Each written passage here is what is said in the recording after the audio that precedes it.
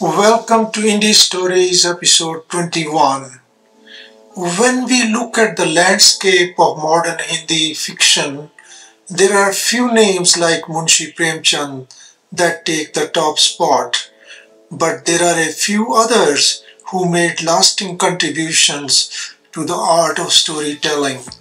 One such name that comes to my mind is Agyar.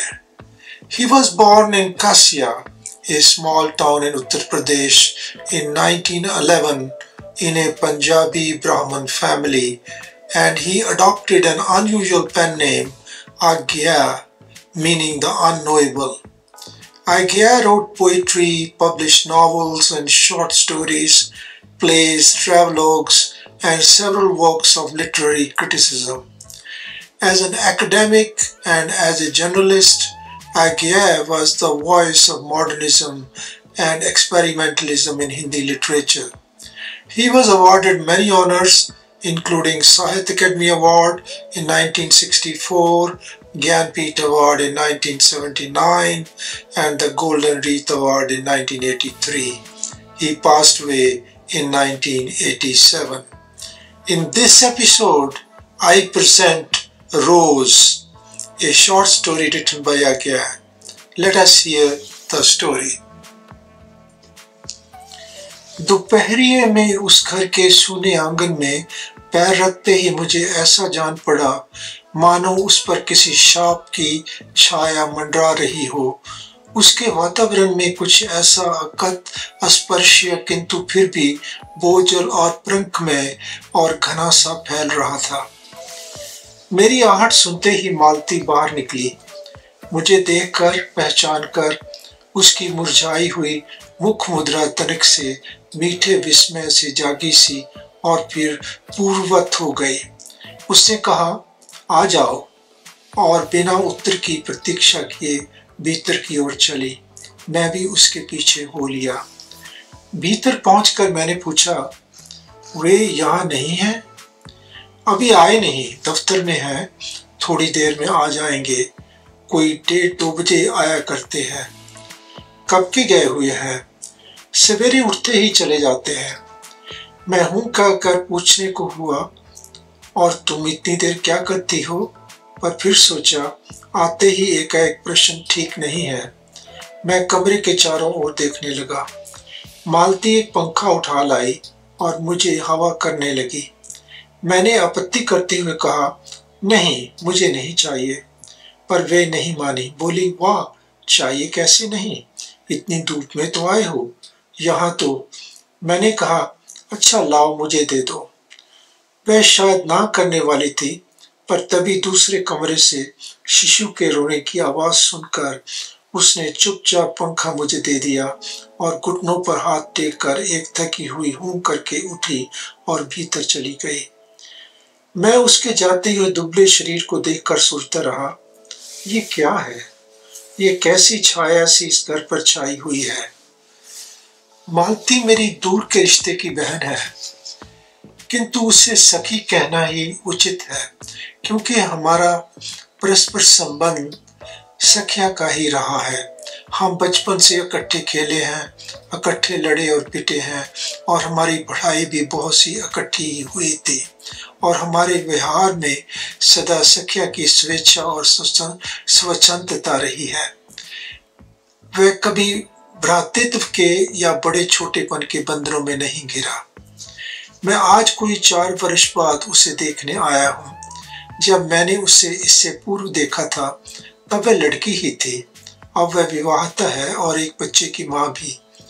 इससे कोई परिवर्तन उसमें आया होगा, और यदि आया होगा तो क्या, ये मैंने अभी सोचा नहीं था।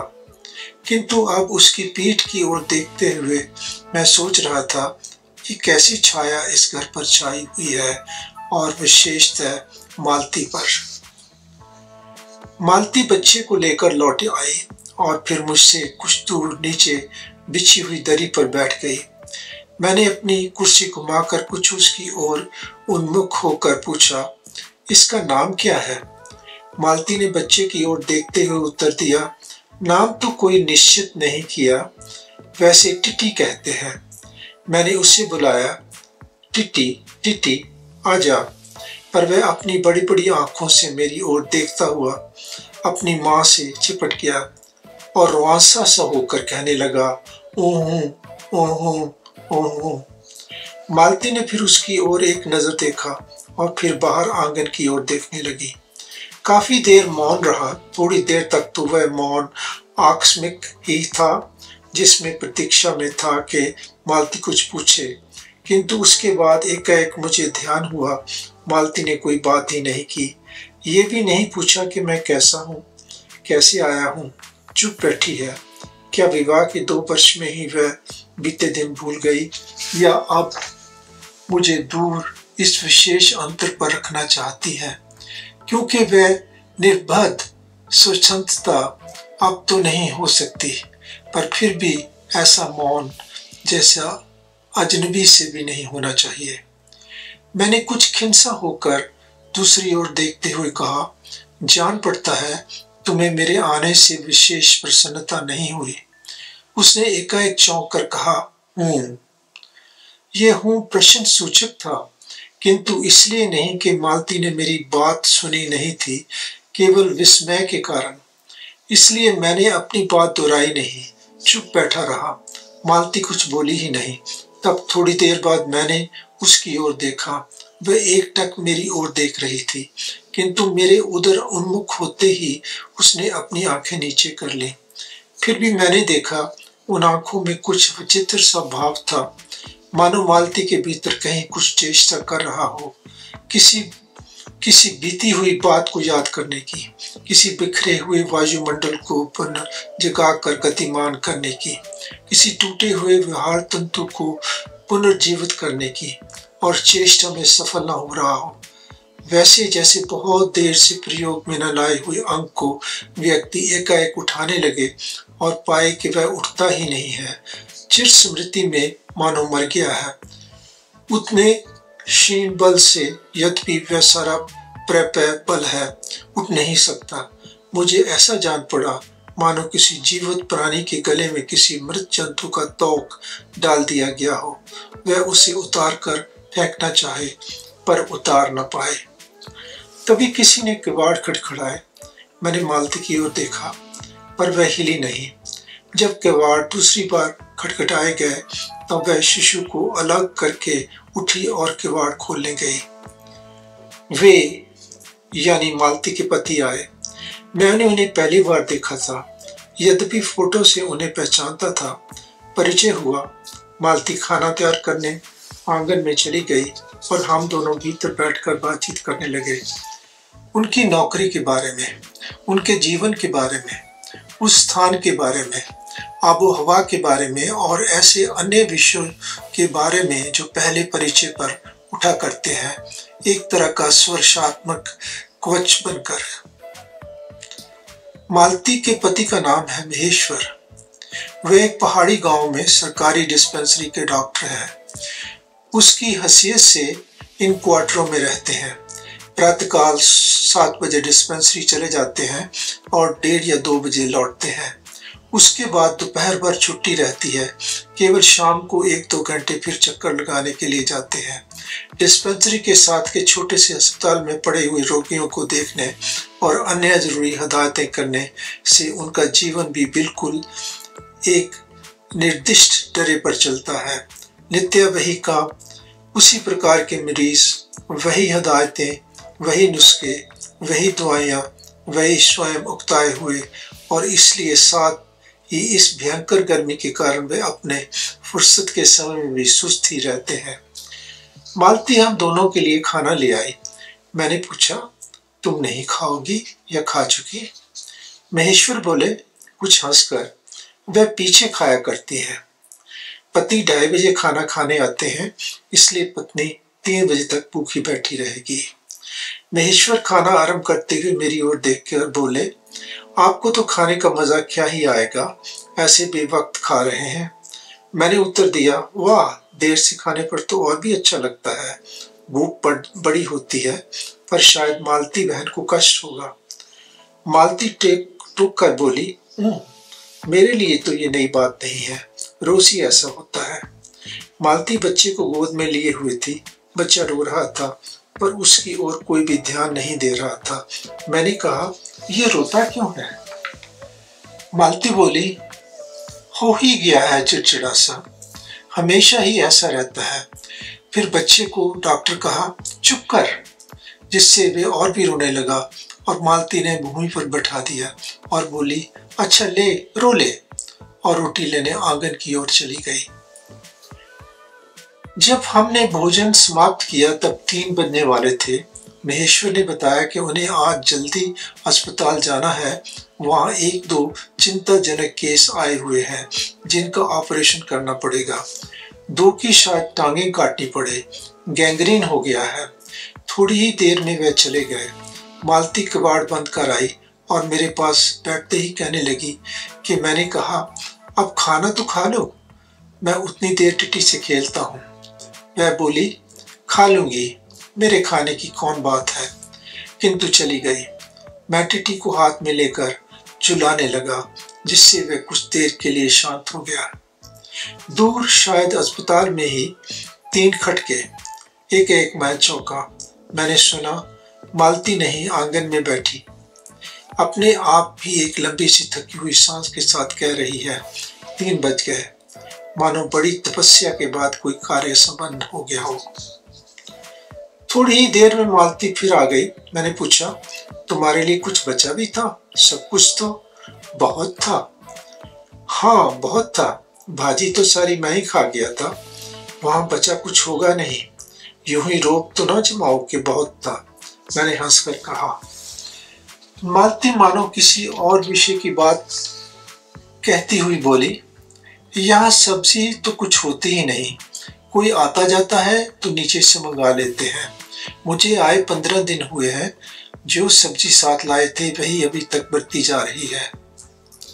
मैंने पूछा, नौकर नहीं है? कोई ठीक मिला नहीं, शायद 2-1 दिन में हो जाए। बर्तन भी तुम्हें मांजती हो? और कौन? कहकर मालती क्षण भर आंगन में जाकर लौट आई। मैंने पूछा, कहाँ गई थी? आज पानी ही नहीं है, बर्तन कैसे मंजेंगे? क्यों, पानी को क्या हुआ? रोज ही होता है, कभी वक्त पर तो आता नहीं। आज शाम को 7 बजे आएगा, तब बर्तन बजेंगे। चलो, तुम्हें 7 बजे तक तो छुट्टी हुई, कहते हुए मैं मन ही मन में सोचने लगा, अब इसे रात के 11 बजे तक काम करना पड़ेगा। छुट्टी क्या खाक हुई? यही उसने कहा। मेरे पास कोई उत्तर नहीं था, पर मेरी सहायता टिट्टी ने की। एकाएक फिर रोने लगा और मालती के पास बैठ जाने की चेष्टा करने लगा। मैंने उसे दे दिया। थोड़ी देर फिर मौन रहा। मैंने जेब से अपनी नोटबुक निकाली और पिछले दिनों के लिखे हुए नोट देखने लगा। तब मालती को याद आया कि उसने मेरे आने का कारण तो पूछा नहीं, और बोली, यहाँ आए कैसे? मैंने कहा, अच्छा अब याद आया, तुमसे मिलने आया था, और क्या करने? तो 2-1 दिन रहने होंगे? नहीं, कल चला जाऊंगा, जरूरी जाना है। मालती कुछ नहीं बोली, कुछ खिंसी हो गई। मैं फिर नोटबुक की तरफ देखने लगा। थोड़ी देर बाद मुझे ही ध्यान हुआ, मैं आया तो मालती से मिलने, किंतु यहाँ पे बात करने को बैठी है और मैं पढ़ रहा हूँ, पर बात भी क्या की जाए। मुझे ऐसा लग रहा था कि इस पर जो छाया गिरी हुई है वह आघात रहकर भी मानो मुझे विवश कर रही है। मैं भी वैसा ही नीरस निर्जीव सा हो रहा हूँ, जैसे ये घर, जैसे मालती। मैंने पूछा, तुम कुछ पढ़ती लिखती नहीं? मैं चारों ओर देखने लगा कि कहीं किताबें देख पड़े। यहाँ, कहकर मालती थोड़ा सा हंसती। वह हंसी कह रही थी, यहाँ पढ़ने को है ही क्या? मैंने कहा, अच्छा, मैं वापस जाकर जरूर कुछ पुस्तकें भेजूंगा, और वार्तालाप फिर समाप्त हो गया। थोड़ी देर बाद मालती ने फिर पूछा, आए कैसे हो? लॉरी में? पैदल? इतनी दूर? बड़ी हिम्मत की। आखिर तुमसे मिलने आया हूँ। ऐसे ही आए हो? नहीं, कुली पीछे आ रहा है सामान लेकर। मैंने सोचा बिस्तरा तो ले ही चलो। अच्छा किया, यहाँ तो बस, कहकर मालती चुप हो गई। फिर बोली, तब तुम थके हो गए, लेट जाओ। नहीं, बिल्कुल नहीं थका। रहने भी दो। थके नहीं, भला थके हैं। और तुम क्या करोगी? मैं बर्तन मांज रखती हूँ, पानी आएगा तो धुल जाएंगे। मैंने कहा, वाह, क्योंकि और कोई बात मुझे सूझी नहीं। थोड़ी देर में मालती उठी और चली गई, टिट्टी को साथ लेकर। तब मैं भी लेट गया और छत की ओर देखने लगा और सोचने लगा। मेरे विचारों के साथ आंगन से आती हुई बर्तनों के घिसने की खन खन ध्वनि मिलकर एक विचित्र एकस्वरता उत्पन्न करने लगी, जिसके कारण मेरे अंग अंग धीरे ढीले पड़ने लगे और मैं ऊँघने। एकाएक वह एकस्वरता टूट गई, मौन हो गई। इससे मेरी तंद्रा भी टूटी और मैं उस मौन में सुनने लगा। चार खटक रहे थे और इसी का पहला घंटा सुनकर मालती रुक गई थी। वही 3 बजे वाली बात मैंने फिर देखी, अब की बार और उग्र रूप में। मैंने सुना मालती एक बिल्कुल अनैच्छिक, अनुभूतिहीन, नीरसत्वंत, वे भी थके हुए यंत्र की भांति स्वर में कह रही है, 4 बज गए। मानो इस अनैच्छिक समय गिनने गिनाने में ही उसका मशीन तुल्य जीवन बीतता हो। वैसे ही जैसे मोटर का स्पीड मीटर यंत्रवत फासला नापता जाता है और यंत्रवत शांत स्वर में कहता है किससे कि मैंने अपने अमित शून्य पद का इतना अंश तय कर लिया। न जाने कब कैसे मुझे नींद आ गई। तब 6 कभी के बज चुके थे जब किसी ने आने की आहट से मेरी नींद खुली और मैंने देखा कि महेश्वर लौट आए हैं और उनके साथ ही बिस्तर लिए हुए मेरा कुली। मैं मुंह धोने को पानी मांगने को ही था कि मुझे याद आया कि पानी नहीं होगा। मैंने हाथों से मुंह पूछते पूछते महेश्वर से पूछा, आपने बड़ी देर की। उन्होंने किंचित गलन से बुरे स्वर में कहा, हाँ, आज वह गैंग्रीन का ऑपरेशन करना ही पड़ा। एक कराया हूँ, दूसरे को एम्बुलेंस में बड़े अस्पताल में भिजवा दिया है। मैंने पूछा, गैंग्रीन कैसे हो गया? एक कांटा चुभा था, उसी से हो गया। बड़े लापरवाह लोग होते हैं यहाँ के। मैंने पूछा, यहाँ आपको केस अच्छे मिल जाते हैं, आया के लिहाज से नहीं, डॉक्टरी के अभ्यास के लिए? बोले, हाँ, मिल ही जाते हैं। यही हर दूसरे चौथे दिन एक केस आ जाता है, नीचे बड़े अस्पताल में भी। मालती आंगन से ही सुन रही थी, अब आ गई, बोली, हाँ, केस बनाते देर क्या लगती है? कांटा चुभा था, इसलिए टांग काटनी पड़े। ये भी कोई डॉक्टरी है, हर दूसरे दिन किसी की टांग किसी की बांह काट आते हैं। इसी का नाम है अच्छा अभ्यास। महेश्वर हंसे, बोले, ना काटे तो उसकी जान गंवाए। हाँ, पहले तो दुनिया में कांटे होते ही नहीं होंगे। आज तक तो सुना नहीं था कि कांटों के चुभने से लोग मर जाते हैं। महेश्वर ने उत्तर नहीं दिया, मुस्कुरा दिए। मालती मेरी ओर देखकर बोली, ऐसे ही होते हैं डॉक्टर, सरकारी अस्पताल है ना, क्या परवाह है। मैं तो रोज ही ऐसी बातें सुनती हूँ। अब कोई मर मुर जाए तो ख्याल ही नहीं होता। पहले तो रात रात भर नींद नहीं आया करती थी। तभी आंगन में खुले हुए नल ने कहा, टिप टिप टिप टिप। मालती ने कहा, पानी, और उठकर चली गई। खन खन शब्द से हमने जाना बर्तन धोए जाने लगे हैं। टिट्टी महेश्वर की टांगों के सहारे खड़ा मेरी ओर देख रहा था। अब एकाएक उन्हें छोड़कर मालती की ओर खिसकता हुआ चला। महेश्वर ने कहा, उधर मत जा, और उसे गोद में उठा लिया। वह मचलने और चिल्ला चिल्ला कर रोने लगा। महेश्वर बोले, अब रो रो कर सो जाएगा, तभी घर में चैन पड़ेगी। मैंने पूछा, आग लोग भीतर ही सोते हैं? गर्मी तो बहुत होती है। होने को तो मच्छर भी बहुत होते हैं, पर ये लोहे के पलंग उठाकर बाहर कौन ले जाए। अब की नीचे जाएंगे तो चारपाइयां ले आएंगे। फिर कुछ रुक कर बोले, अच्छा तो बाहर ही सोएंगे, आपके आने का इतना लाभ भी होगा। टिट्टी अभी तक रोता ही जा रहा था। महेश्वर ने उसे एक पलंग पर बिठा दिया और पलंग बाहर खींचने लगे। मैंने कहा, मैं मदद करता हूँ, और दूसरी ओर से पलंग उठाकर निकलवा दिया। अब हम तीनों, महेश्वर, टिटी और मैं, पलंग पर बैठ गए और वार्तालाप के लिए उपयुक्त विषय न पाकर उस कमी को छुपाने के लिए टिटी से खेलने लगे। बाहर आकर वह कुछ चुप हो गया था, किंतु बीच बीच में जैसे एकाएक कोई भूला हुआ कर्तव्य याद करके रो उठता था और फिर एकदम चुप हो जाता था। और कभी कभी हम हंस पड़ते थे या महेश्वर उसके बारे में कुछ बात कह देते थे। मालती बर्तन धो चुकी थी। जब वह उन्हें लेकर आंगन के एक और रसोई के छप्पर की ओर चली, तब महेश्वर ने कहा, थोड़े से आम लाया हूँ, वह भी धो देना। कहाँ है? अंगीठी पर रखे हैं, कागज में लिपटे हुए। मालती ने भीतर जाकर आम उठाए और अपने आंचल में डाल लिए। जिस कागज में वह लिपटे हुए थे वह किसी पुराने अखबार का टुकड़ा था। मालती चलती चलती संध्या के उस क्षीण प्रकाश में उसी को पढ़ती जा रही थी। वह नल के पास जाकर खड़ी उसे पढ़ती रही। जब दोनों ओर पढ़ चुकी, तब एक लंबी सांस लेकर उसे फेंक कर आम धोने लगी। मुझे एकाएक याद आया, बहुत दिनों की बात थी, जब हम अभी स्कूल में भर्ती हुए थे।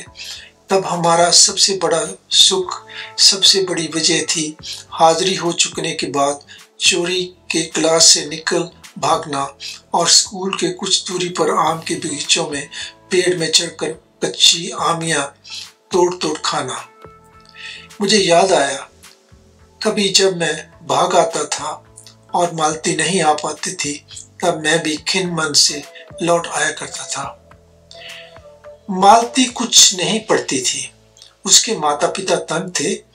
एक दिन उसके पिता ने उसे एक पुस्तक लाकर दी और कहा कि इसके 20 पेज रोज पढ़ा करो। हफ्ते भर बाद मैं देखूं कि इसे समाप्त कर चुकी हो, नहीं तो मार मार कर चमड़ी उधेड़ दूंगा। मालती ने चुपचाप किताब ले ली, पर क्या उसने पढ़ी? वह नित्य ही उसके 10 पन्ने 20 पेज फाड़ कर फेंक देती, अपने खेल में किसी भांति फर्क न पड़ने देती। जब 8वें दिन उसके पिता ने पूछा, किताब समाप्त कर ली? तो उत्तर दिया, हाँ कर ली। पिता ने कहा, लाओ मैं प्रश्न पूछूंगा। तो चुप खड़ी रही। पिता ने फिर कहा, तो उद्दत स्वर में बोली, किताब मैंने फाड़ कर फेंक दी है, मैं नहीं पढ़ूंगी। उसके बाद वह बहुत पिटी, पर वह अलग बात है। इस समय मैं यही सोच रहा था कि वही उद्दत और चंचल मालती आज कितनी सीधी हो गई है, कितनी शांत, और एक अखबार के टुकड़े को तरसती है। ये क्या है? तभी महेश्वर ने पूछा, रोटी कब बनेगी? बस अभी बनाती हूँ। पर अब की बात जब मालती रसोई की ओर चली, तब टिटी की कर्तव्य भावना बहुत विस्तीर्ण हो गई। वह मालती की ओर हाथ बढ़ाकर रोने लगा और नहीं माना, नहीं माना। मालती ने उसे भी गोद में लेकर चली गई। रसोई में बैठकर एक हाथ से उसे थपकने और दूसरे से कई एक छोटे छोटे डिब्बे उठाकर अपने सामने रखने लगी। और हम दोनों चुपचाप रात्रि की और भोजन की और एक दूसरे के कुछ कहने की और कुछ ना जाने किस किस न्यूनता की पूर्ति की प्रतीक्षा करने लगे। हम भोजन कर चुके थे और बिस्तरों पर लेट गए थे। टिटी सो गया था। मालती पलंग के एक ओर मोम जामा बिछाकर उसे उस पर लिटा गई थी। वह सो गया था, पर नींद में कभी कभी चौंक उठता था। एक बार तो उठकर बैठ भी गया था, पर तुरंत ही लेट गया। मैंने महेश्वर से पूछा, आप तो थके होंगे, सो जाइए। वह बोले, थके तो आप अधिक होंगे, 18 मील पैदल चलकर आए हैं। किंतु उनके स्वर में मानो जोड़ दिया, थका तो मैं भी हूँ। मैं चुप रहा। थोड़ी देर में किसी ऊपर संज्ञा ने मुझे बताया वह ऊँघ रहे हैं। तब लगभग 10:30 बजे थे। मालती भोजन कर रही थी। मैं थोड़ी देर मालती की ओर देखता रहा। वह किसी विचार में, यद्यपि बहुत गहरे विचार में नहीं, लीन हुई धीरे धीरे खाना खा रही थी। फिर मैं इधर उधर खिसक कर पलंग पर आराम से होकर आकाश की ओर देखने लगा। पूर्णिमा थी, आकाश रोशन था। मैंने देखा उस सरकारी क्वार्टर की दिन में अत्यंत शुष्क और नीरस लगने वाली स्लेट की छत भी चांदनी में चमक रही है, मानो चंद्रिका उन पर से बहती हुई आ रही हो, झर रही हो। मैंने देखा कवन में चीड़ के वृक्ष गर्मी से सूखकर मटमैले हुए चीड़ के वृक्ष धीरे धीरे गा रहे हैं कोई राग जो कोमल है किंतु करुणा नहीं, अशांति में है किंतु उद्वेग में नहीं।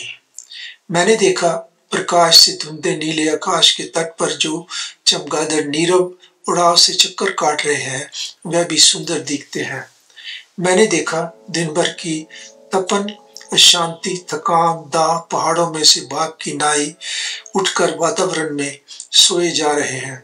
उसे जागरण करने के लिए पर्वत शिष्यों ने अपनी चीड़ वृक्ष रूपी बुझाएं आकाश की ओर बढ़ा रखी है।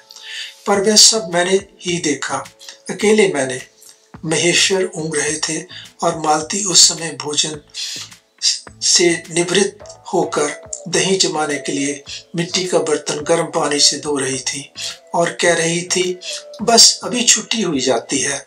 और मेरे कहने पे कि 11 बजने वाले हैं, धीरे से सिर हिलाकर जता रही थी कि रोज ही इतने बज जाते हैं।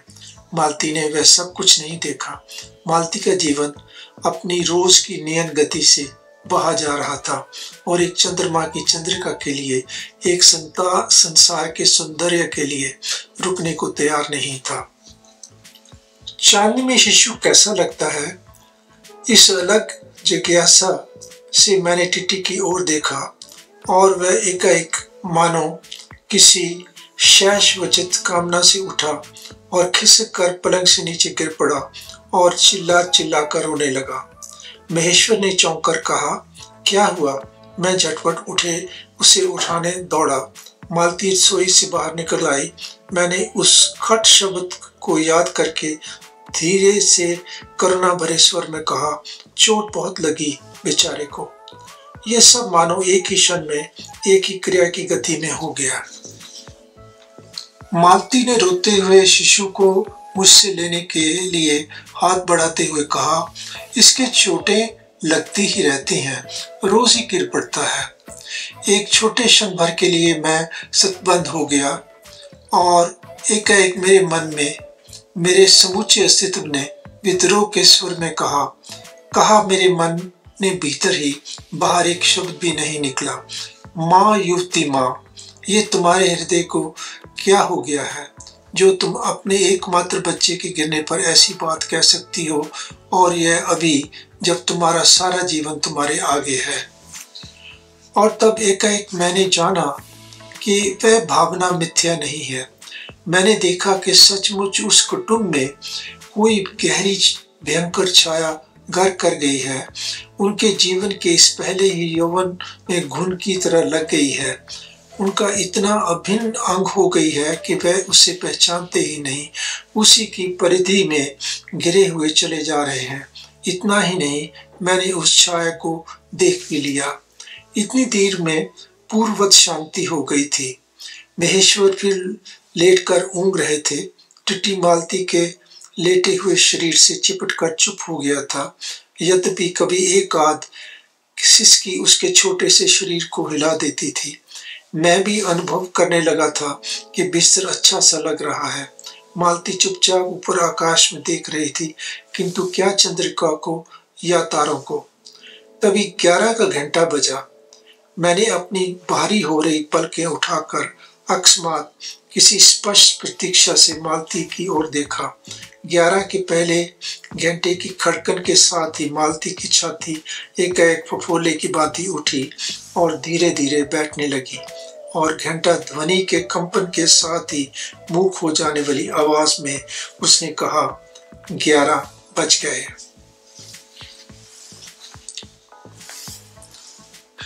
That was Rose, a short story by distinguished Hindi writer Agyay. When your life is caught up in daily routine, it loses its innovative potential. Malti, the main character in the story, gets up in the morning and goes through the same routine every day. There is the child who cries non-stop. She cooks food cleans utensils, waits for the delayed arrival of water, and listen to the hourly chime of the clock. Her husband's life is no different.